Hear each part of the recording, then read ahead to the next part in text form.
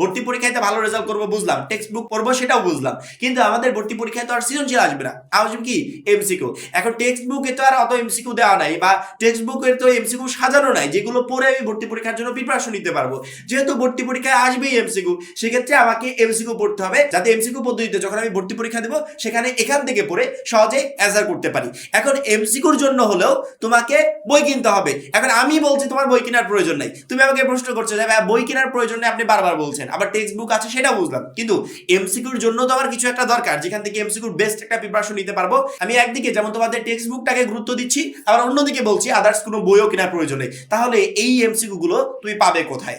আমরা অলরেডি আমাদের পিডিএফ কোর্সে যারা যুক্ত আছে, মাত্র 310 টাকা যে পিডিএফ কোর্সটা, এই কোর্সটা তোমাকে আদার্স 700-800 টাকা দিয়ে বই কেনার খরচের হাত থেকে যেমন বাঁচাবে, 3-4 হাজার টাকা দিয়ে কোচিং করার খরচের হাত থেকেও বাঁচাবে। কারণ কি, আমরা কি করেছি আমাদের এই পিডিএফ কোর্সে টেক্সট বুক অ্যানালাইসিস করে সেখান থেকে আমরা প্রত্যেকটা চ্যাপ্টার ওয়াইজ আমরা এমসিকিউর পিডিএফ রেডি করেছি, যে পিডিএফ গুলো থেকে ইনশাআল্লাহ ভর্তি পরীক্ষায় তুমি প্রশ্ন কমন পাবে। অর্থাৎ তুমি ভর্তি পরীক্ষার প্রিপারেশন নেওয়ার জন্য যে এমসিকিউ গুলো খুঁজছিলে, সেই এমসিকিউ গুলো আমাদের 310 টাকার পিডিএফ কোর্সে দেওয়া আছে।